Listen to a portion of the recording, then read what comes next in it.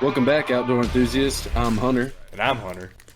and this is the H&H Awakening Podcast, coming back with our 12th installment.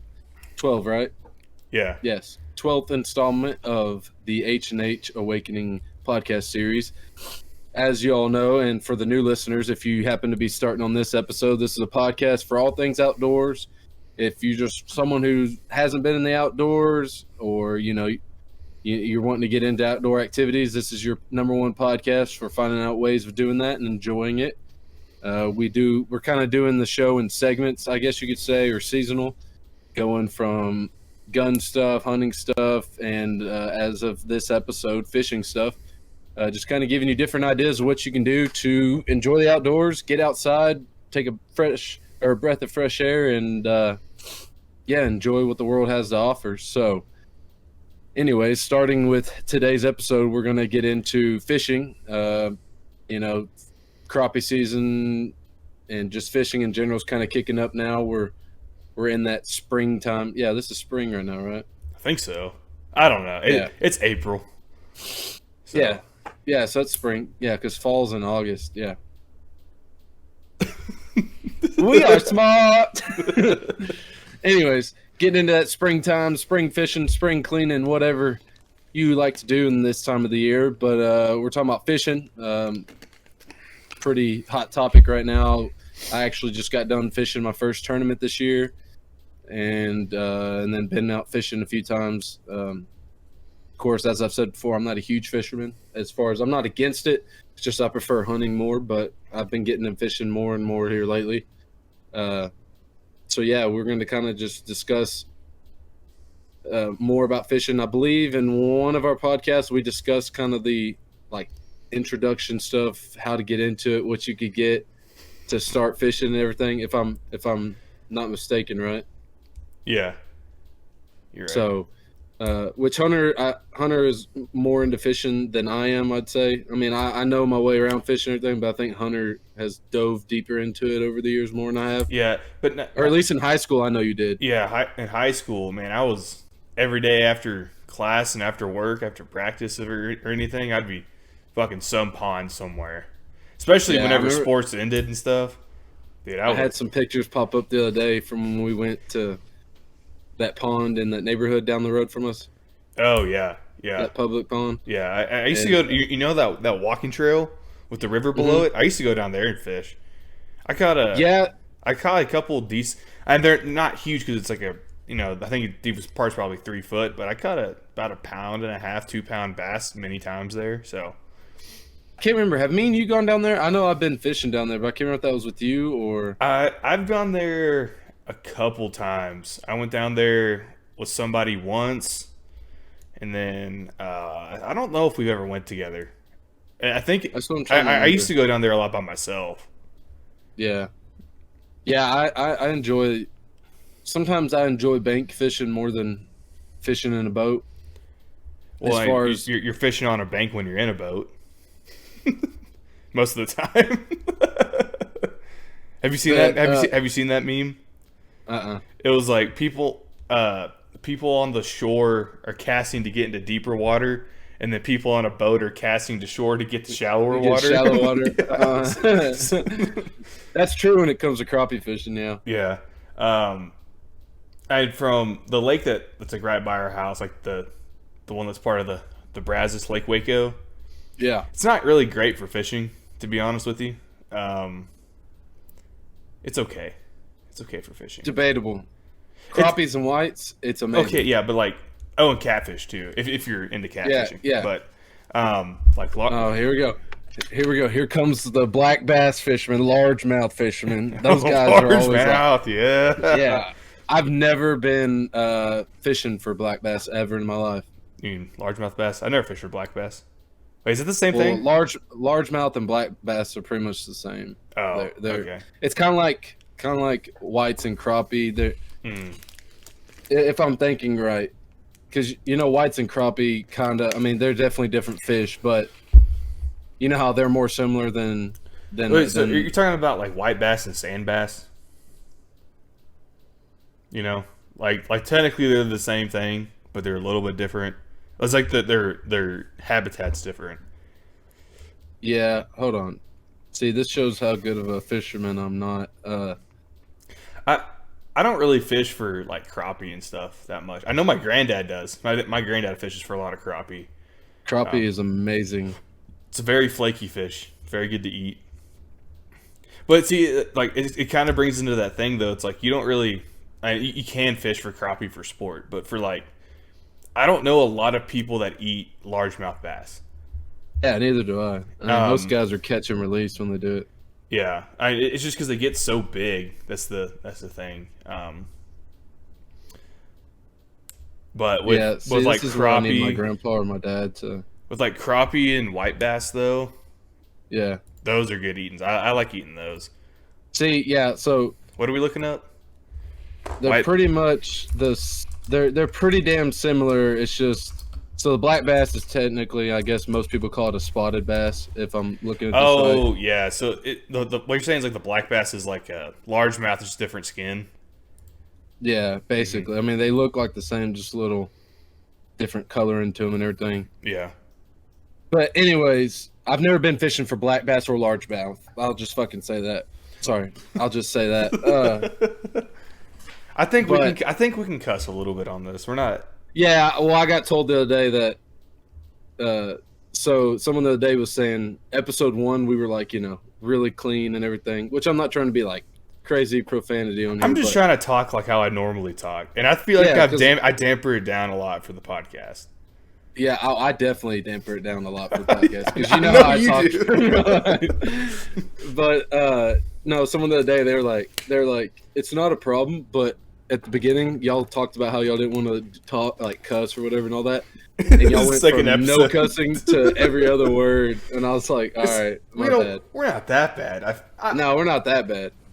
Like every once in a while, I'll say fuck or shit, but I won't say it every single time. Well, to me, cuss words. Little side note: to me, cuss words are like subjective, really.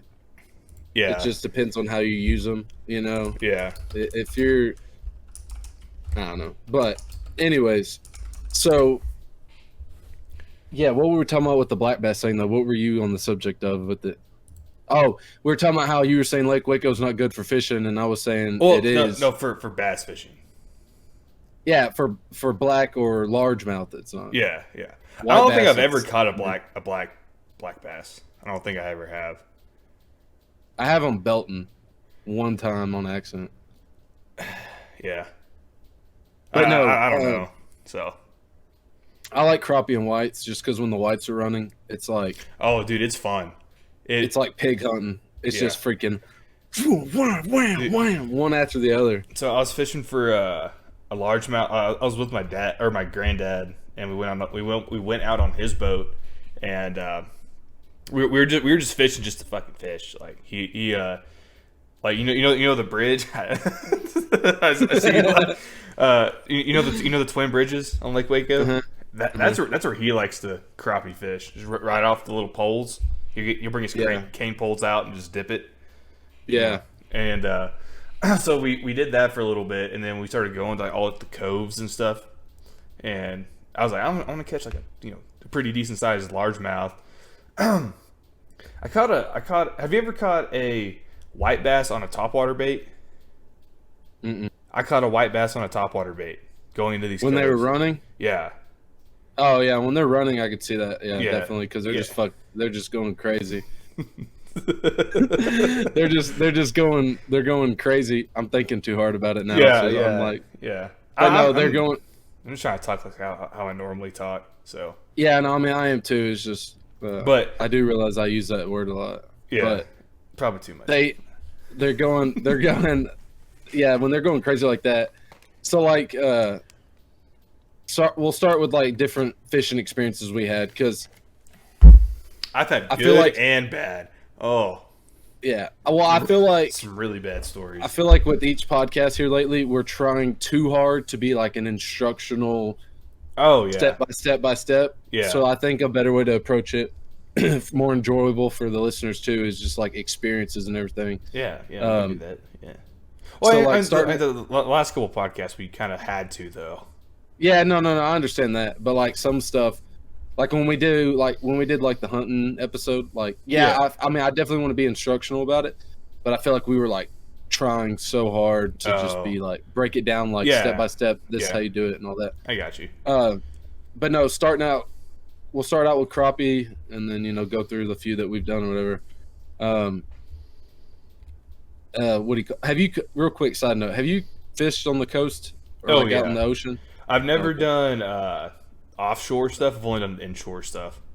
Yeah. Like I've never gone fishing near the oil rigs and everything. Yeah, no, that shit doesn't really interest me. I'll be honest with you. Yeah, no, me neither. I don't like the water in general, anyways.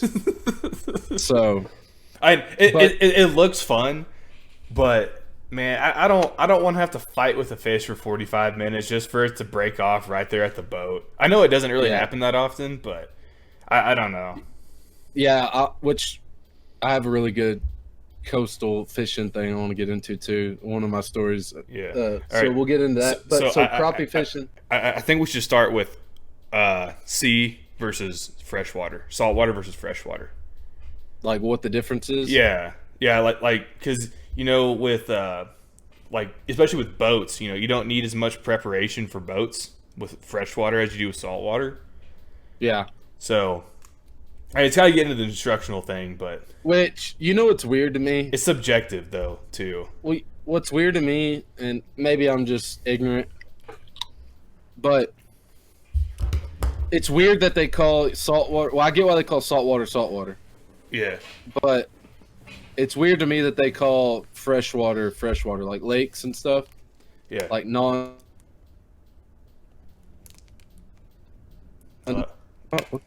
What was that? You're gonna have to start over. Hold on. Brief interruption.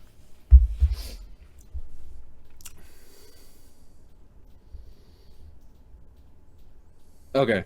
Anyways, are you there? Can you hear me? Yeah.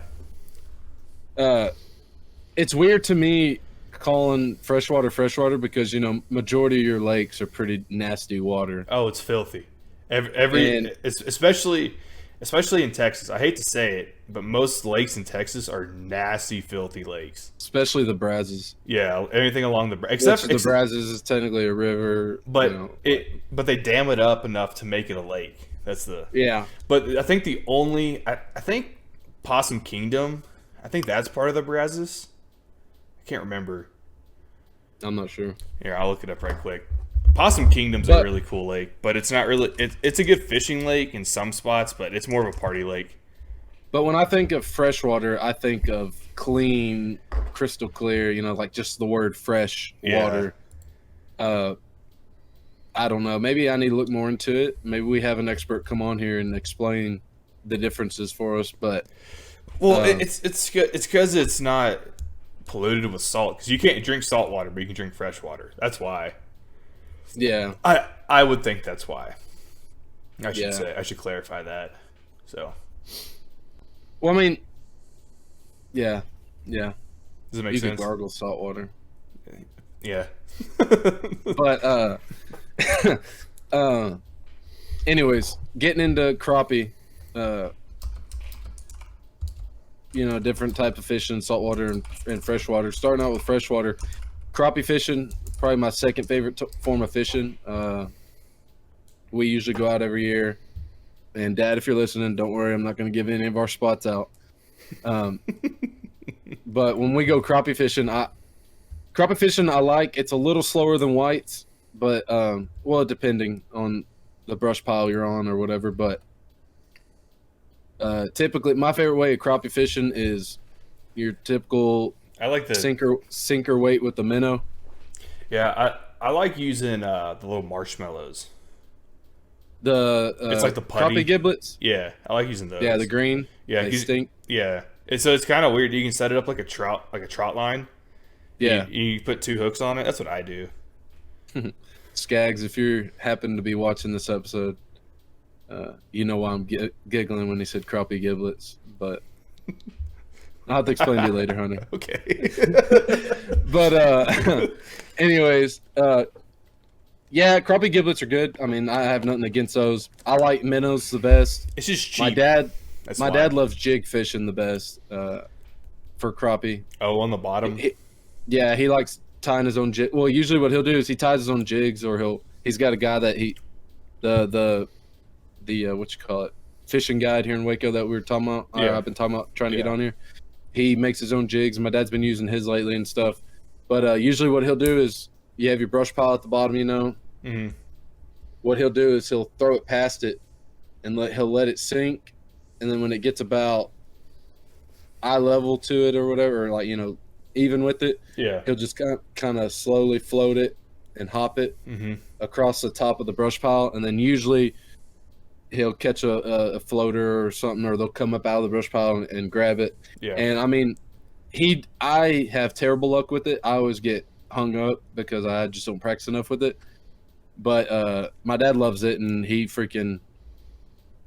catch one after the other with it. Me personally, I mean, it takes less skill. I like just dropping the minnow right down in there. Yeah. I'll dance it a little bit, dance it, and then of course now we have Panoptix or Live Scope, you know, where it's like video game fishing. You can sit there and literally watch the fish underwater. It's the coolest thing I ever seen. That's what actually got me more into fishing. It's actually really popular with ice fishing too. Yeah, the Live Scope stuff, because like you just dig a hole or you drill a hole in the ice and you just drop like those little tiny rods. You just drop it down in the hole. You have to watch it. You can't see it, so you have to watch it. Yeah.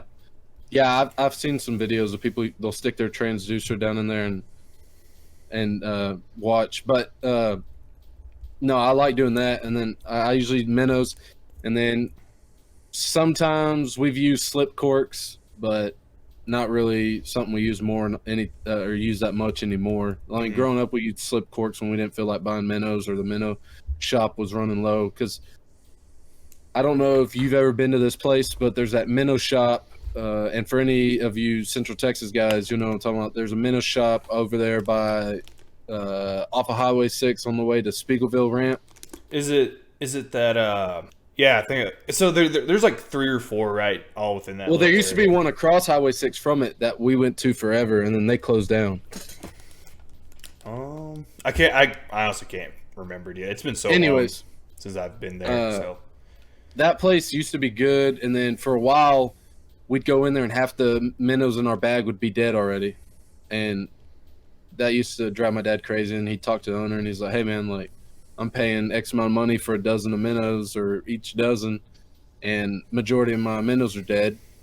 Which, I mean, you can still fish with dead minnow, but crappie it's not the same. Typically like a little more live. Yeah, they want a livelier minnow, and or sometimes they'll give us a bunch of them, and they'll be like freaking damn near 3 inches long and just big old chunks of minnows. Yeah. But they've gotten better now. And then there's a place in Navarro Mills Lake or whatever. Have you ever been out there? I don't think so. I've been to Belton, Whitney, and Waco. That's probably mostly where I've done my fishing. We need to take you to Navarro Mills. Navarro Mills is about 45 minutes. Trying to think which direction. Anyways. North, I think. North? Yeah, I think north. I think it's north of Waco. But anyways, they have their own bait shop there at the lake, and they've got that's probably our favorite place to buy minnows if we go out there and fish. But no, so crappie fishing, we fished our first tournament the other day, and as I don't know if you've heard, but Lake Waco is in terrible condition right now. Yeah, I've heard it's down. It's super low. Dude, it's so low. Some of our brush piles that used to be in like 12 foot of water are sticking out of the water. Really? Damn. Yeah, the top of it. Like like 4 foot of it sticking out the top of the water. It's that low. That's not good. We got off we dropped in at I think it was even with all the rain past couple, 2 months? Really? Yeah. That's surprising. We unloaded at, I think it was either Caney Park or no, it wasn't Caney Park. I think it was Spiegelville. I don't know. We unloaded at a ramp the other day, and it was like 2 foot of water for like 100 yards. Really? Basically out to the no wake buoys. Yeah. It was like 2 to like 8 foot of water. Where are they putting the dock? They took all the floating docks out now because of a big lawsuit a few years ago. Okay. Some chick fell or whatever. So now they're all stationary docks. So they they're there. But anyways, going into the tournament, which just kind of surprised me, is so we fished some areas. I mean, we fished pretty shallow during the tournament. We'd hit some like 5-6 foot deep spots. We'd catch a few fish here and there. It was a 25 fish limit tournament, which a lot of people are trying to discuss with them about changing it to like a 7 or 10 limit. Especially right now, I bet. Oh yeah, well that and like your bigger pro tournaments, that's usually how it is. You weigh 7 or 10 fish. Oh, okay. And it'll just bring in more people, because you think like people who maybe listen to this podcast right now and they're wanting to get into fishing and they want to go to a tournament, they're not. They may have a harder time getting 25 fish. That's true. Yeah. And because it's a limited amount of time. It's from 7 to noon. It's a 1-day tournament. Anyways, so we only kept 15, and we end up with like 14 pounds or whatever. It was a pretty rough day. They weren't doing minnows, jigs, nothing. We'd see them on live scope, but they just didn't want to take nothing, which they're spawning right now. So we figured they'd be a little crazier, but so the guy that won it, he had 28 pounds. I think he had right at 25 fish. There was like a few guys that had 25 fish. One person weighed in 1.5 pounds of fish at the tournament. I would have just gone home if that had been me. I guess he wanted to prove like, hey, I at least caught something, but there's nothing wrong with it. Not making fun of the guy. Everybody has bad days. We have bad days all the time. But anyways, the guy that won it, he had 28 pounds, and guess where he caught the majority of his fish? Like how deep of water? Probably about, I would guess 5 to 10 foot. Higher or lower? 1 foot of water. Really? Yeah, like 1 to 2 foot max. Damn, that's surprising. Yeah. And we have a rough idea of where he was doing it, which it's probably probably in a cove or something. That's what I would guess. It's definitely a good area for fish to be in there, but yeah, dude, he told us a guy the other day freaking pulled out of one of the boat ramps, never cranked the boat, and he's a fishing guide. Yeah. And he had 2 clients with him, and within maybe 3 hours they had 50 fish, 50 crappie. Damn. Yeah. They stole them all before the tournament. That's what it sounds like. Yeah, exactly. But yeah, no, that's the thing right now though with Lake Waco. With it being so low, the fish I think are just acting different. Yeah. Because the spots we went to in the past years, we'd limit out in a couple hours. And that's why I was like, I've never fished a tournament before, and I was like, dang, we have a good chance. And no. Yeah. But it was fun doing a fishing tournament. For those of you who are new to fishing, or maybe you've been fishing, never fished a tournament, you're like me, you just fish to fish. It's a different experience. I recommend it. It's not going to lie, dude. It got me more into fishing because, everybody's getting out there at like 5 a.m. and launching at the boat ramp. Yeah. You can't fish till 7, but people are getting out there because they want to get on their spots and hold it. Yeah. Dude, no better feeling when it comes to fishing, at least, no better feeling than you and like 15 other boats just all side by side. I mean, you're not close. You have to be within, I can't remember. It's probably like 20 feet, I would guess. Yeah, but for safety reasons. Yeah. You just see all these boats, bro, and you're all just just freaking racing to your spots, dude. It was a rush. I had my AirPods in. I was listening to Suicide Boys. Oh my god! You ever heard of them? Yeah, I've heard of Suicide Boys. And I was just sitting there, and I was on the front of the boat, and I had my hoodie on and my windsuit, and I was just like, and we were just going, dude. My dad was that was fastest I think I've ever been in a boat. I don't like water and I don't like going fast, but that morning I was just like in the moment. In it to win it. Dude. Yeah. And we were like passing a few boats because they had a little bit. Because my dad has a 250, I believe, on his boat. Yeah. And we were passing like some smaller boats, which not like say anything about that, like but it was just like a crazy feeling because like some of them we'd just be passing them. They're like maxing out. Start my dad's flipping them off. And I was like, yeah, here we go. And, oh, dude, it was intense. It was crazy. Oh. But yeah, no, definitely if you ever have a chance to fish in a tournament, which I understand everybody has a boat, but like a tournament in general, fishing wise. Most tournaments are in a boat though. I don't know many. Yeah, no, I'm just saying, you know, you never know. There may be a club out there that does like bank fishing tournaments. Maybe, but yeah. If you get the chance some way or another to participate in a fishing tournament, definitely give it a try. I freaking loved it. I mean, it was great. My dad's a little bit of pain in the butt sometimes to fish with, which if he listens to this podcast, he'll probably pull me aside later and be like, "Yo, goddamn boy, you can't be saying that. You know, make me sound like an asshole." He's not. It's just, you know, my dad takes it a lot more serious than I do. It's kind of like me and Bree going hunting.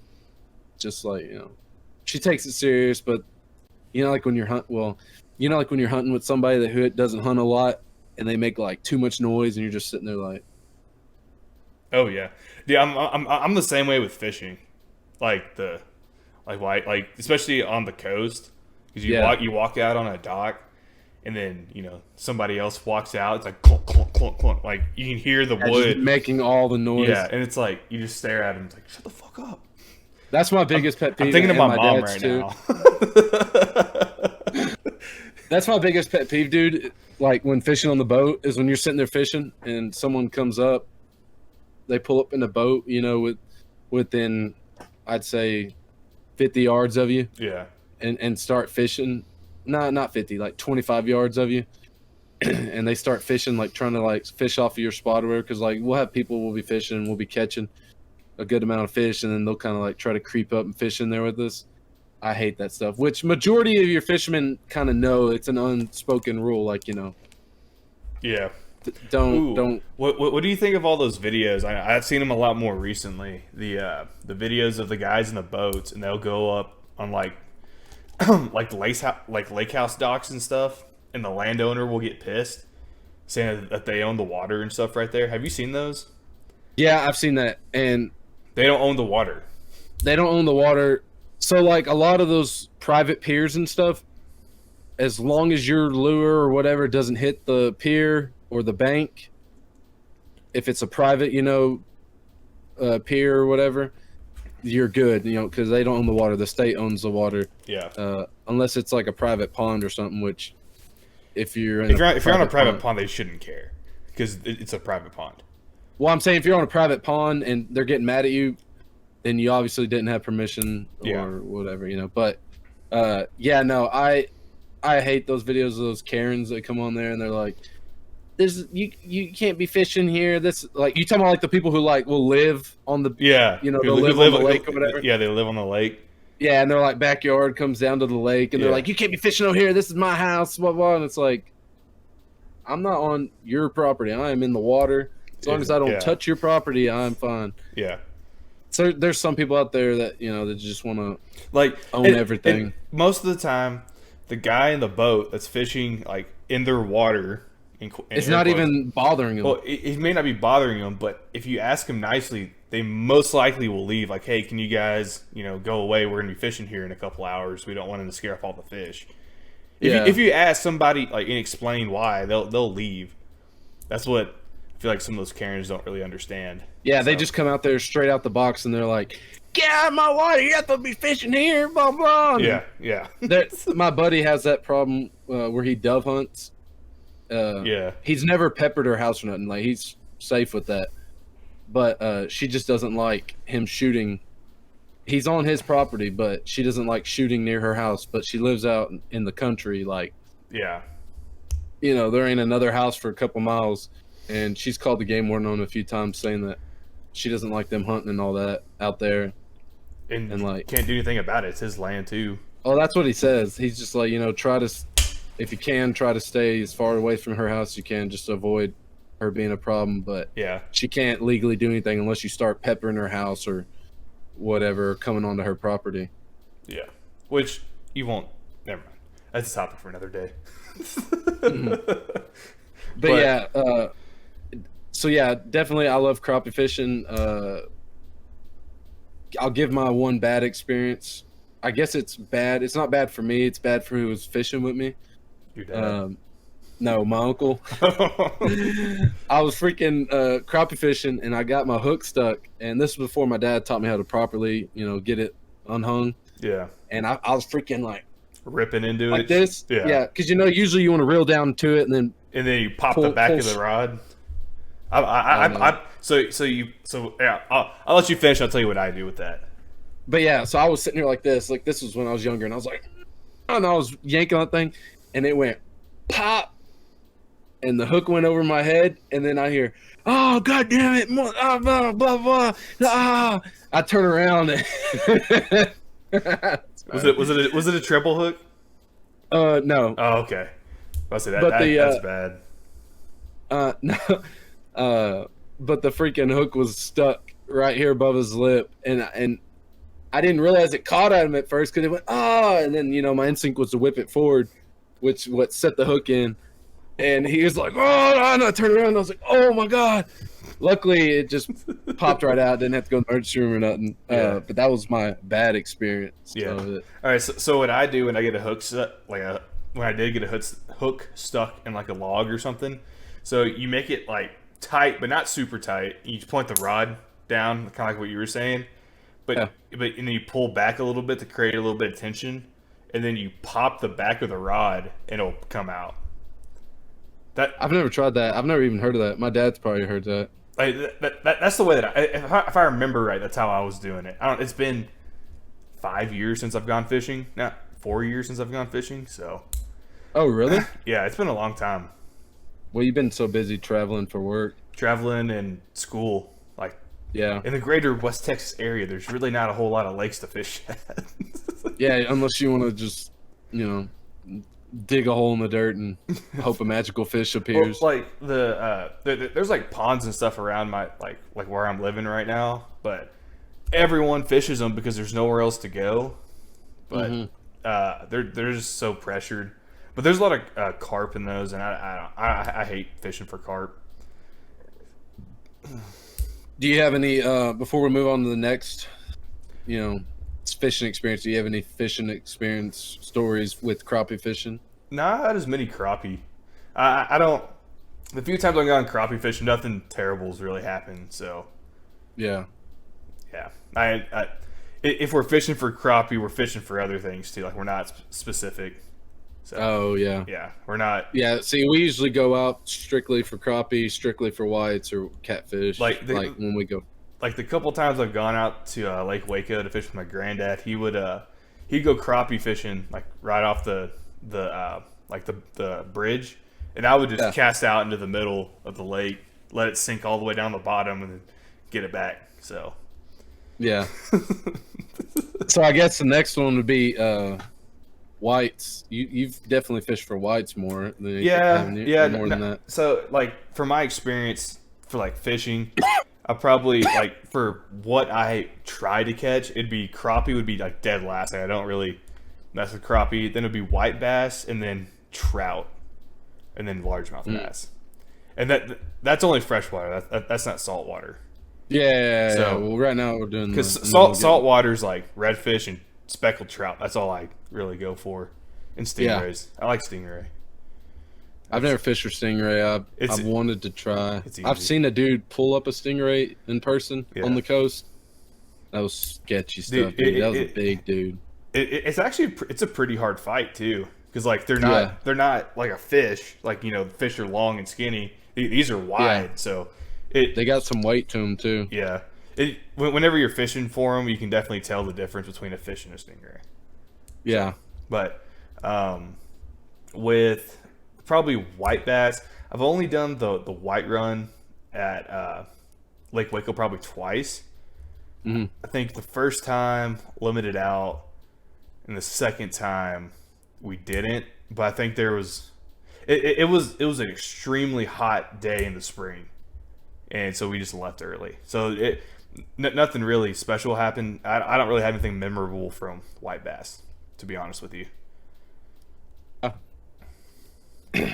I mean, I had another incident. I've hooked my uncle 3 times. One time was crappie fishing. The other 2 was fishing for whites. Sounds like you got a personal problem with your uncle. Well, that was when I was younger. But yeah, no, I mean, I love whites. I love fishing. My favorite is slabbing. That's what we usually make. My dad makes his own slabs, with the treble hook on it. That's the 2 times I hooked my uncle with the treble. Treble one was like in the shoulder. Suck. I hate fucking with treble hooks. I really hate it. I hate pulling them out. Even with like crankbaits and stuff, dude, I get so sketched out. Like I'm like holding the fish. I'm like very carefully weaving my way. That's what you got pliers for. Sometimes I didn't bring pliers. Okay. Oh. But it's when I was in high school and like didn't like I just had my stuff in the back of my car. Yeah, that makes sense. And then I'd forget it, I freaking my grandma, when this was way before I was born, when my dad was little, they were fishing and she got a treble hook stuck.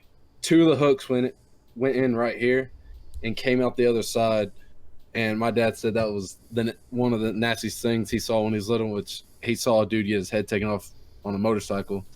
And he said that was crazy. But she freaking had 2 of the hooks go into her hand. And what? Anyways. Keep talking. I'm going to get a drink. Anyways, what was I talking about? Oh, white fishing, or fishing for whites or hybrids or stripers, all within the same family. Slabbing is definitely my favorite as far as the way to fish for them. When they're running, most time you let it sink to the bottom. If they're running real good, you can just kind of throw it in there and just slowly reel through them as they run. Which with white bass, hold on, Hunter's coming back. With white bass, when they're running, they're just kind of like coming off the top of the water. Yeah. White bass. I was talking about slabbing with them. You just throw it out there and drag it through and you catch them. I like how they fight. They don't fight like a largemouth, but they still put up a decent fight. The couple that I've caught, they swim down. Well, yeah, no. So that's the thing about whites versus crappie, is crappie attack up. Yeah. Yeah, I think crappie attack up, and then whites strike down. But there's a place on Lake Waco over by the dam, the Bubbles. Yeah. You ever heard of people called the Bubbles or whatever? I don't think I've heard it called the bubble. I know what you're talking. It's like the drain spout, right? Yeah, and it's just like bubbles all up, real crazy, whatever. Yeah, I've never heard it called bubbles, but I know what you're talking about. Yeah. Well, most of the guys that we talk to, that's what they always call them. But they no longer exist because, they do exist still, but they moved them like pretty much down near on the bank now because so many people would go over there and fish and drop their anchor, and their anchor would get caught, and then they drag it out and break it. But yeah, no, that was my favorite memory growing up. White fishing was going to Bubbles, bro, because those whites would just be spawning like crazy, running like crazy over there, and you just drop in there, and it's just as soon as it hit the water, you be bringing that reel back up. Yeah. Which I just thought of something with me talking about reels that we'll get into in a minute. But yeah, no, that's my favorite white experience, white bass fishing. Yeah. And then as far as going on to like, sounds like for our last, I said it sounds like a good experience. Yeah. Going into more of something that you know more about than I do, like black or largemouth. Yeah. Mainly largemouth, I guess. Yeah. I've always seen largemouth. That's probably the more popular freshwater. They're very fishing. common. They're very common, and they're super aggressive, like against other fish. Well, that's when you get into like the crazy, crankbaits or like the little frogs and all that. Majority of the time. Yeah, I love me for some frogs, dude. Them frogs get her going. I've always wanted to do it. My dad's not crazy about it. I've always wanted to do it just because Yeah. It's like the more glamorized fishing. Well, I don't know why it's more glamorized, because people don't eat them. Like it's not like deer hunting or something. I think it's because of the fight that they put. Yeah. So I think a good representation like into the hunting world would be like coyote hunting, like trophy competition style coyote hunting. Like you're just trying to get as many as you can.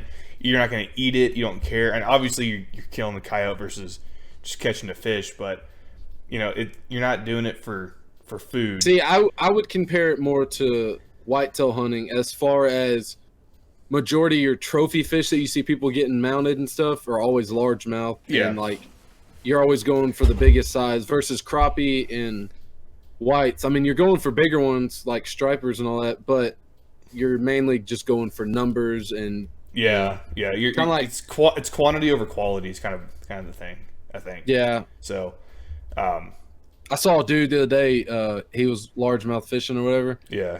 And which majority of the videos this happens, it's always like largemouth or whatever. He's freaking reeling it in, and it was a big fish. I don't remember what it weighed out to, but he got to the bank, and he just drops his reel and dives into the water and grabs the fish, and he comes up out of the water like holding it, just sitting there holding it, and he's like, "Oh my god, oh my god!" Was this at Waco? No. Oh, okay. I'll say if it was I don't know. If it was at Waco, that's not a very common experience. Yeah, no, it was, I think it was like a private pond or something. Oh, okay. That they'd been, someone had obviously been digging up or something. Oh, dropping fish in. Yeah, you know, they've been growing it or whatever. Yeah, I don't agree with that either. Like, I mean, it's kind of like high fence hunting. Yeah, in my opinion. I mean, yeah, it's not as easy as high fence hunting. As far as like shooting, I think there's like a limit though. It's like, you know, with fish at least, it's like I don't. It's have you ever seen like a 17-pound largemouth? That's what I'm thinking. Yeah, stock. Yeah. Have you ever seen like a 17-pound largemouth? They are some ugly fish, dude. They are fat. They're like eyes are all buggy. It's disgusting. Yeah. I don't think it's a cool looking fish. Like that 6 to 10 pound. It's kind of like that where I think the fish looks a little bit more like that. Well, that's kind of something I'd want to mount. You know? That's kind of like high fence versus low fence fishing or hunting. Is like, you know, you see these high fence protein fed, you know, unnatural deer. They got like 4 drop tines coming down. Yeah.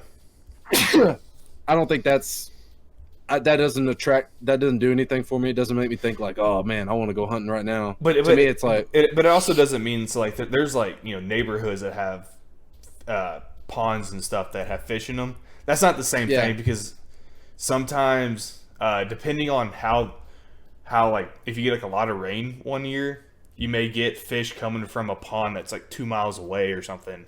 You know, and it just flows through and somehow gets to your pond. Yeah, flooded over or whatever. Like my parents' pond in their backyard.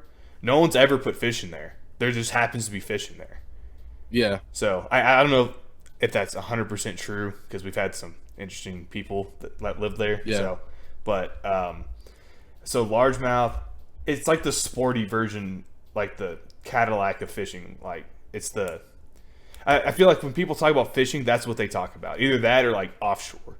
It's like the Gulf of fishing. Yeah, unless you're up from like the northern parts of the country where like there's smallmouth, which is a different, and it's like whites. I think they're a little bit more aggressive, but I don't know. I just like fishing for largemouth because they're aggressive, dude. And they like to like stalk their prey a little bit too. So if you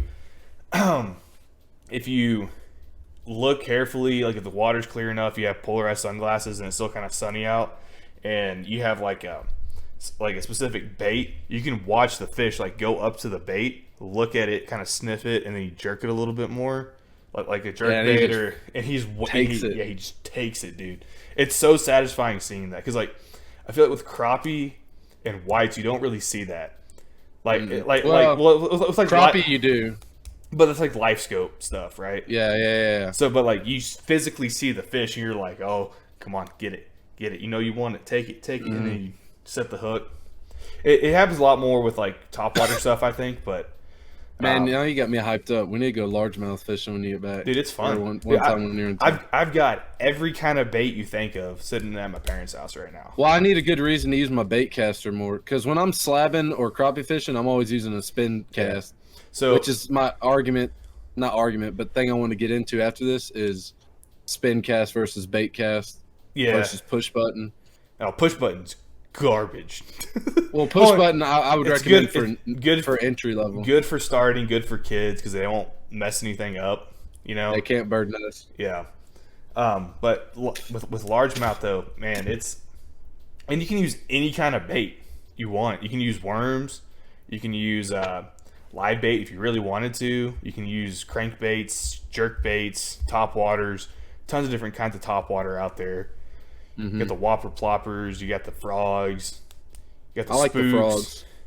Yeah, the what? The spooks. What is that? It's like a torpedo looking thing. I'll have to show you a picture of it later. I don't know. They just look cool, but and then you got the spoons, spinner baits. You can use crankbaits. Did you say crankbaits? Yeah, crankbaits. You can use jigs, crawfish. You sound like you sound like right now. Who? You sound Bubba like yeah. Yeah. I said cranball, fries, whatever. He just starts listing off all those things. Yeah. There's so many different things you can do. I feel like with like crappie fishing and whites, you kind of have to stick with a specific kind of baits. Like you can use different kinds, but there's not as many different options. So yeah, I have a real nice. I mean, it's nice to me. I bought a real nice Lew's. No, it's not Lew's. I have a Lew's Mach 2 on a 6.5 foot rod. It may be a Lew's. It's like it's not the green one. I have the green rod, but I don't have the green reel.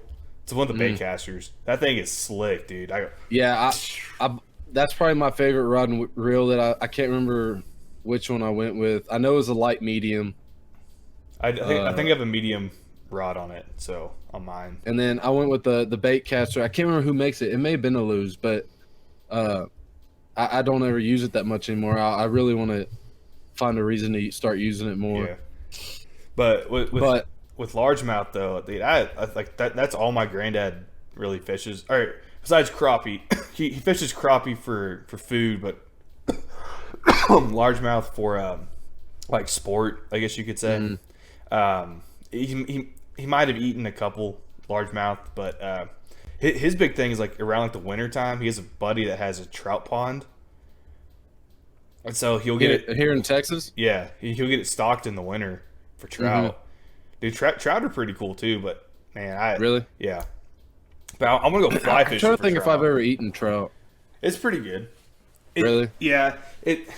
I feel like it's different though from where we are, because the water's really murky and stuff. Versus you get some of those river, like the river trout. North. Yeah, the river trout or the those stocked ponds in like the Colorado mountains and stuff. Have you seen those? Like they drop the fish in on with a plane. Oh, well, I haven't seen the plane one, but I've seen where they'll back up a truck and it looks like a cement truck almost. Yeah, it's got the tube and they just yeah. But I don't know. What do you want to hear about largemouth bass fishing, LMB fishing? Oh my god, here we go. No, what do you want to hear? No, I was just saying LMB fishing. This boy got a name and everything. As far as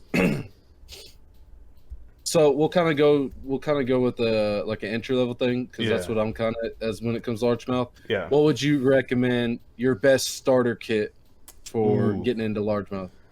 And while you start that topic, I got to grab a can of Zen. Okay, so are you going to be experienced? Can you use a bait caster or no? Do two setups: bait caster for the more experience, and then a different totally new to fishing. Okay. Experience. So, what I would start out with would be a spinning reel, 6.5 foot rod, maybe 7, if you have the room for it for storage. I would do a monofilament line, 6 to 10 pound test, and then I would get hooks and worms, and I would learn how to flip. That's my recommendation. You get some crankbaits. Probably not as many crankbaits. Get like 1 or 2 different colored ones. You can be the same company. Like Rapala has a couple good brand or good colors with different depths. I like using for the worms. I like using the Gary Yamamoto Senkos. They're so many different colors. So you get different colors for water clarity and the weather outside. So if it's murky water and it's a sunny day, you want something that has a little bit more darkness to it. So you want like a green pumpkin with like some red flake in it. I'm talking about baits now too, by the way. Yeah. So for this setup, I said get a good spinning rod for the first one, for a good like beginner setup. Like, you know how to fish, you know how to take care of, whenever you catch it, what do you do with it? Get a good spinning rod and rod and reel combo. I said monofilament line. And then I said get a good assortment of baits and hooks, and then some crankbaits. Because with the hooks, you can do a Texas rig setup, which you just hook the worm through. You can flip it. You can do a lot of stuff with it. With the crankbaits, you just sit there and you just reel it in. You don't really have to worry about anything else. I like crankbaits. I like crankbait. Yeah. One, you're not having to reworm, and two, you're just sitting there constantly reeling. Yeah.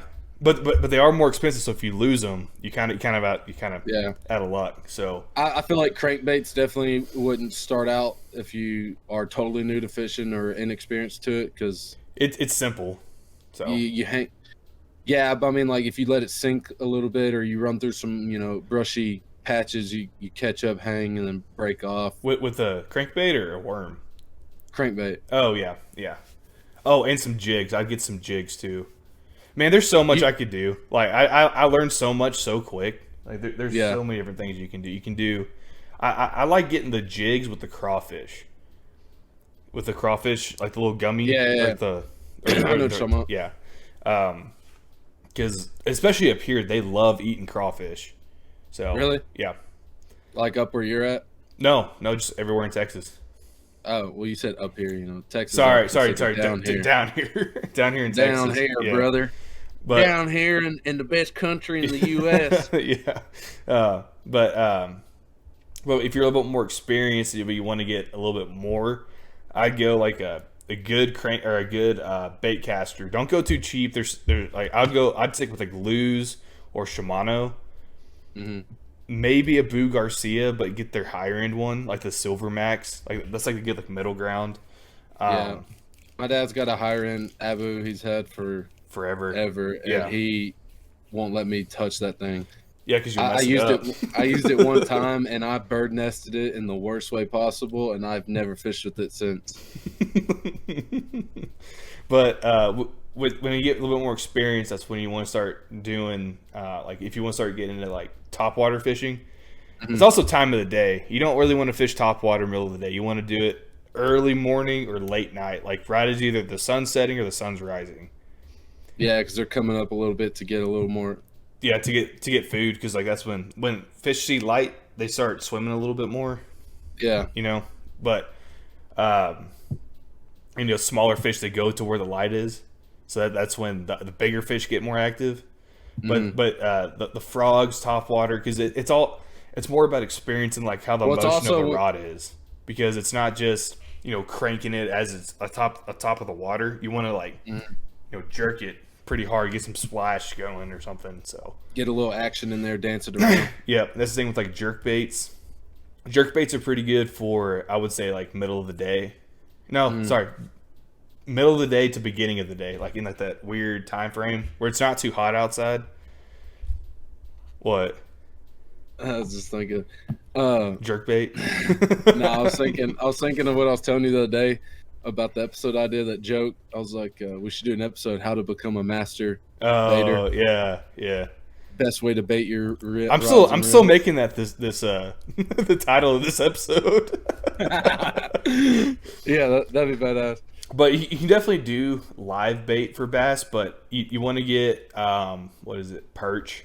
You don't want to get like minnows. You can use minnows, but they like eating perch, because perch and bass, they hate each other.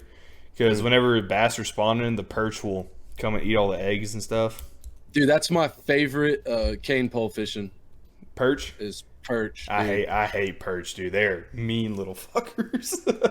Well, I like it. Like, so at my grandpa's down the road from him, I don't know if you ever been. Have you ever been to my grandpa's? I don't think so. That's so weird. But anyways, down my grandpa's down the road from him. He has a little bridge that has some public water going under it, and it's like a 8-foot tall bridge. I mean, it's just like it's like one of those old country road bridges. You know, you just kind of go over it. Yeah, but growing up, dude, that was my favorite thing. My grandpa would take me down there with the cane pole, and I just sit there and pull a perch out, dude. They are mean. I agree with that, but especially they're not mean in the water. They're mean once you get them up on land and you're trying to take the hook out. They're piss little fuckers. Freaking! It's like that little man syndrome on Coke meme or whatever, and he's like, just wanting to fight. Yeah. So my granddad, he and it's kind of a funny story. Whenever a fish is doing that, like freaking out, he'll just slap it. Like he'll be like, "No, bad fish." Dude, that's what I do. So but then they stop. They calm down, which is really weird. Mm-hmm. So I don't know if someone would think of it as inhumane or not, but whenever I like crappie fishing or whites, you get them in the boat, and they'll be sitting there just flopping around trying to fight you, as you're getting the hook out, or you're trying to get your thumb in their lip. Yeah. And I do that. I don't know why I started doing it, but yeah, if they start flopping around, I'll just like, wow, stop, and they'll just straighten up, and you. Yeah. I don't know. I don't have great stories, but I don't have any bad stories with fishing. Yeah. Like I've never been rained on. I've been rained on once, but I just ran to the good old Jeep and hauled ass out of there. So change it, or not change it, but what's the word I'm looking for? Anyways, omitting my story or whatever. I have been black or largemouth fishing with you when we went pond hopping. Oh yeah, pond hopping. I didn't catch anything, but you did, because that's all the pictures I have is you catching them. I think I may have caught like a little small black. Maybe. But yeah. Wait. Did you go with me to the bougie neighborhood? Yeah. Yeah. Yeah. And you go to the back pond. I think that's out of every pond that I've ever fished. I think I caught the most out of that back pond. Hold on. Ray's trying to call. Oh. But anyways, I think one of my weirder experiences fishing.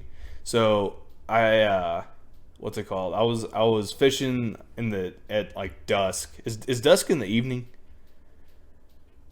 No, dusk is in the morning. Dusk and dawn. Yeah, I thought dawn was in the. Yeah. Anyways, I was fishing at dusk. Yeah, because dawn's in the morning. Yeah. But I was fishing at dusk at this specific pond, and I lost one of my frogs on top, like on the pond. I was pissed off because I saw a fish like floating to the top, and he kept smacking the water. Well, he eventually swam over to our side, like after like 30 minutes. It was a carp. And I lost a frog lure over a carp. I was so freaking pissed. Man, I wanted to, but couldn't. So going to like saltwater. Oh, I like saltwater fishing.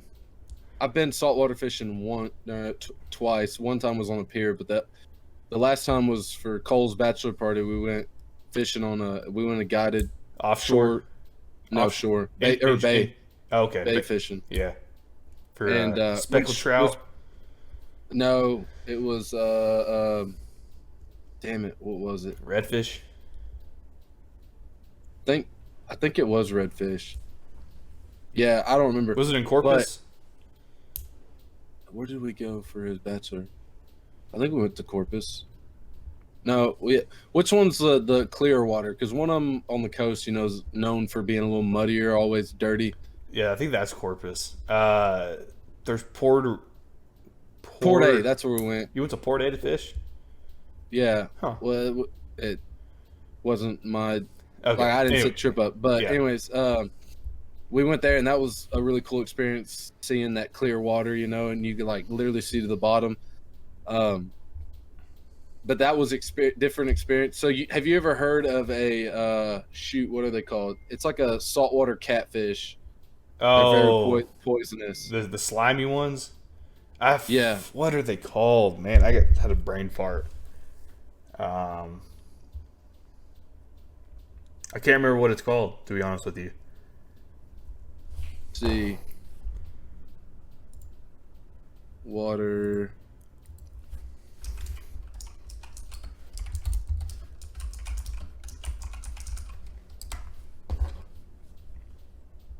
Not hardhead. Yeah, I don't know. Hardhead. Yeah, that's what it is. Hardhead. I could have sworn it was called something else. No. Maybe it is. Yeah, it's a hardhead. Gaff top. Gaff top? Which I think, yeah, gaff top. Which I think may be the same. No, it's a little different. I think. Gaff top. Yeah, G-A-F-T. they're a little bit different. The dorsal fin's different. Yeah, so gaff top. Which I kind of got embarrassed because, well, not embarrassed, but kind of mad. So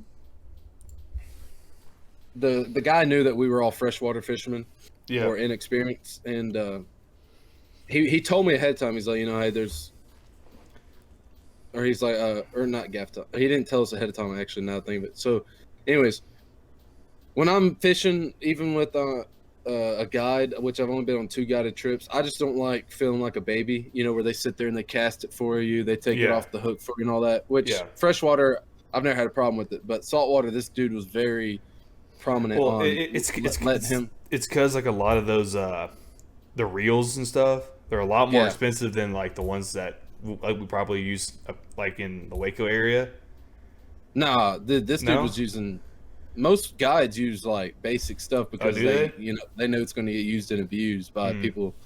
But no, anyways, I caught a gaff top, and I didn't know they were poisonous or whatever, and I didn't know that they would sting you easy. Which I know, like on catfish, they'll get you with their barbs. Yeah, that's why you usually grab under. You come under and you grab under till they can't get you. Yeah. Well, I tried to do that on a gaff top, but they're a lot more aggressive. And that sucker got me right here on the hand, and it was instant. It felt like I got hit by like 240-volt electricity. It freaking instant pain shot through my whole arm. I started bleeding everywhere like a stuck pig, and the guy freaked me out. He didn't even help me calm down. I mean, I wasn't like, oh, but I was just like, oh, crap. And the guy was like, you all right? And I was like, yeah, I'm fine. I just need a beer, so I got to shiner out. Dump it all over your hand. I did. And then I just, drank the beer or whatever. But he was like, you need to squeeze that out like ASAP or whatever. And I was like, okay. So I was just squeezing, got it out to where it was just, just blood. It wasn't like that like pussy look. Yeah. And he was like, you got any pain? I was like, just a little bit in my elbow, like it shot down to my elbow or whatever. He goes, okay, well, you're going to definitely be sore in the morning. Your whole arm is. He goes, he's like, you need to keep an eye on it. He's like, let me know if you start feeling lightheaded or whatever. He goes, my buddy died last year or a few years back from getting poisoned. Like it went straight to his heart or whatever. Yeah. Which I looked up. It's very possible. No, it is. It is. And he told me this, and I was like, oh my God, is this how I die? Like I'm going to die freaking saltwater fishing. You start chugging beer and getting hammered. Which I told him I hated catfishing. That's the number one thing I hate fishing for. Yeah. And anyways, so I was like, this is the way catfish's way of getting at me for hating them so much. Yeah. But yeah, dude, I was freaking out, whatever. And then his buddy pulled up because they had 2 boats, because we had so many people. Yeah. And he's like, how's it going? He's like, oh, this guy got freaking stuck. He's like, why didn't you grab it for him? He's like, oh, he thought he knew what he was doing. And I was just like they just kind of assholes about it. And I was like, and dude, I was hurting the rest of the day. I mean, I had Shiner to take the edge off, but yeah, dude, that was my worst experience ever. I still had a good experience, but so the only thing that I don't like about fishing at the coast specifically is like the time of year to fish is so small. Like to constantly get fish, unless you have a boat. I think I've done 2 guided trips down like the Rockport area, and I obviously I limited out because I think that's like the point of the guide or whatever is to bring you to the fish. Mm-hmm. But like fishing off like the piers and stuff, it kind of sucks because it's like everyone else is there fishing, you know. Yeah, dude, they're overcrowded as hell. Yeah, yeah. It's not even that it's pressured because it's not like an enclosed pond, but it's like everyone's catching stuff around you. You're not catching anything. It's just a bad time. But with that's where I didn't catch, but my dad did. That's where I've seen the biggest fish I think I've ever seen in person be caught. It was right over the legal limit of for a redfish. I think it's 32 inches or 33 inches, something like that. I don't know. It was a giant fish. Obviously we had to like use our tag and stuff on it. So, but that was a fun fishing trip. Very fun. Talked about that fishing trip is we only caught like 5 fish all together. Really? Yeah. Did you get some of your money back? No. Well. So part of that story is, which is kind of sad, I guess, whatever. But that morning when we were leaving, we saw a commotion going on, and we saw like cops, all that pulling up. Yeah. The reason we didn't even ask for our money back is the 2 guys that were doing our fishing guide. Yeah. Their buddy, so that all that commotion going on, their buddy got killed that morning because he was in a bay boat and this big offshore boat was coming in, and the dude had all of his safety lights on and everything, but he had some clients on there, and one of the clients was sitting in front of the light where it wasn't visible, seeable or something, yeah. Whatever.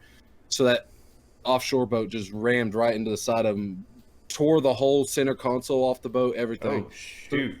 Threw the older man. He was an older man. He was like in his 70s or whatever. Threw him off the boat and killed him instantly or whatever. So we were kind of like, because that was also part of the reason we didn't catch as many, because they were kind of dealing with that, which we understand. Which, if it was me guiding, I would have been like, hey guys, like, can we just reschedule for another day or whatever? I kind of got all this going on. But it was, yeah. But no, we still had a good time. We just didn't catch that many fish. I mean, we had a good time for everything going on, but it was crazy experience, because then when we pulled back up, we saw the boat and it was all destroyed and everything. Yeah. But I going to a lighter topic. Yeah. I kind of dropped down the vibe. I really like fishing like inshore stuff, like in like the bays, because you can get you go like along with the oyster beds and stuff, and you just cast out and get stuff. So I don't know if you're allowed to do this, but we had one of the guided trips I went on. This was like 10 years ago at this point. I caught a crab on a rod and reel, which is very weird to me to catch a crab like that. But he literally got it up on the deck. It was the legal limit for crab. It was like a 7-inch crab. I think 5 inches was the limit. Chopped it in half, put it on my hook, and threw it back out there. And he's like, "You can catch a redfish on this one." He chopped the bait in half? You chopped the crab in half. Oh, I think, depending on what crab, I think you can use this bait. I mean, I think that's... Okay. Well, anyways, he threw it. So he said because it's a heavier bait, he wanted to cast it for me. Because he didn't want me to, like, break the rod. Because he saw how I was casting with it. He's like, because I would just whip, like, the live bait. And he's like, I don't want you to do that. I'll do it for you. So if it breaks, it's on me and not you, which I respect him for. But he threw it across like where all the other boats were coming in. Ended up catching a redfish on the first piece of crab. It was under legal limit. Let it go. Then he did it again for me. Same spot. Caught a bigger one, and I saw it coming up. Like it came out like it jumped out of the water. Well, a boat was going through right at the same time. Fish was at the top of the water. Went right over my line, snapped the line with his propeller. Yeah. Dude, crazy. I bet you were happy you freaking let him cast it that time. He was just using a regular hook and a sinker, so he didn't lose. He lost probably 20-ish foot of line, probably. Yeah. So, and the guy that was driving through, he wasn't going very fast. And he was just caught it and snapped. Yeah. That was a trip, because like I felt the rod kind of go like so he was going right to left for me. I felt my rod jerk to the left, and then it just went dead. And I was like, that sucks. Yeah. I don't have many experiences out in saltwater. I definitely, after that experience, I definitely want to go back out and try it. I like inshore fishing just a lot. I feel like I would get seasick on a offshore trip. Have you ever tried? See, I don't like offshore just because I don't like the ocean in general. Just because you never know what's out there. It's the ocean. Yeah, and it's Megalodon come get you. Yeah, dude, I freaking. But what do you call it? Have you ever tried bow fishing? No. I've seen a lot of videos on Instagram about it though. Yeah, like in like Louisiana and stuff. Mm-hmm. You get like in the airboat. Yeah, I tried it one time, and it was a terrible experience because I got food poisoning from Whataburger. I ate the I got the chicken meals. Yeah, dude. We freaking the guide. It was a free trip that we won at one of the boat shows. Yeah, or whatever. The guide was cool. He just kind of like, I don't know, it felt like he was there just because he had to be. Yeah. But I think I only got one, and then that's when I started feeling like crap, and I sat at the back of the boat, and I was just sitting there. Chumming up the water. And I was like, just like falling over. And my dad was up there having the time of his life. And the next thing you know, I just start everywhere. And we end up having to cut the trip short and everything. It always happens on the free ones, dude. Dude, for real. I mean, it was terrible. I was so sick. I had to go to the ER, and because I got dehydrated so fast. Yeah.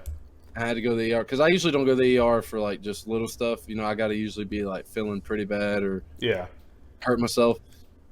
But I went to the ER because I was just like so dehydrated, and they put me on IV or whatever.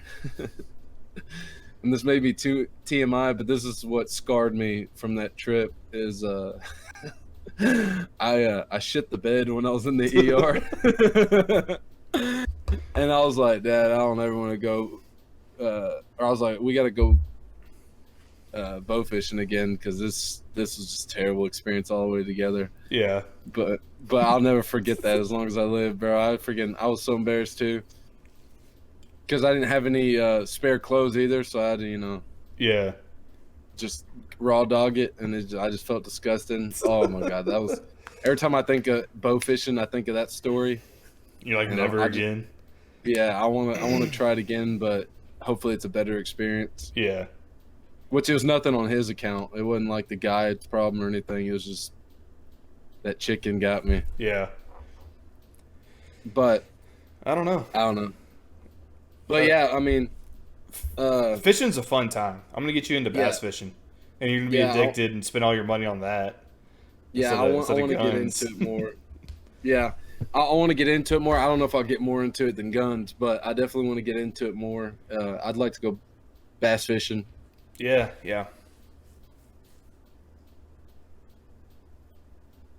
I thought I heard you on. Yeah. But yeah, dude. We've already been talking for 2 hours. Hour and 16 minutes. Oh, it said we started the call at 4. No, we didn't. I didn't. I hopped on like an hour ago. Oh. Yeah. Well, I mean, I don't know about you, but as far as fishing, I guess that's all I got for this episode. I was going to say we could talk about this upcoming episode, what we're about to record. Which one are we going to record? I don't remember. We have 2 episodes. The thermal one or the snack one? Well, both of them. Yeah, okay. We'll talk about both of them. So what we got coming up for the next episodes, guys, is we're going to get with an AGM dealer out in Holland, Texas at Farrell, Texas Outdoors. So we got that episode coming up if you're wanting to learn more about thermals and night vision or night hunting in general. They carry more than thermal night visions. They carry, the lights and everything if you're still running spotlights, and then just a bunch of other cool stuff. So we're going to sit down and talk with him about different makes and models and different products. That's going to be really cool, and that's probably the one I'm looking forward to the most right now. Yep. And then we have another special guest coming up. Very special guest. We're going to be discussing different ways to hydrate and and like as far as snacks and stuff to bring when hiking or just any general outdoors things, we're going to be calling in a pickle specialist. Yep. It's going to be my pickle reviews from TikTok. Yeah, so if you love pickles or want to learn more about pickles, my definitely. Pickle review on TikTok. Yeah.